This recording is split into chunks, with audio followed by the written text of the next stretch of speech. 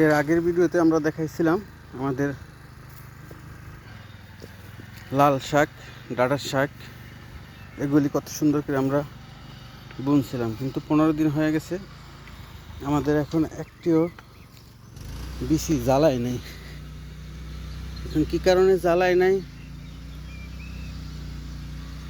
সেটা তো এখন থেকে আমরা বলতে পারতেছি না। আমরা এত সুন্দর করে চাষ দিছি, সার দিছি, যা যা করা লাগে ফসল হওয়ার জন্য সেটা আমরা সব করেছি, কিন্তু এখন থেকে আমাদের লাল শাক, ডাঁটার শাক,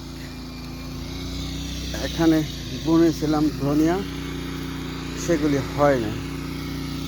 কিন্তু দুঃখের বিষয় আরেকটা আছে, সেটা পরের ভিডিওতে দেখাইতেছি যে কত সুন্দর করে আমরা ক্ষেত চাষ দিয়েছি। কত বড় ক্ষেত, প্রায় 10 কানির ক্ষেতের মতন হবে। এই ক্ষেতগুলি আমরা চাষ করে ফসল বুনেছি, কিন্তু আমাদের কোনো বাংলাদেশের ফসল এখন তৈরি হইতেছে না।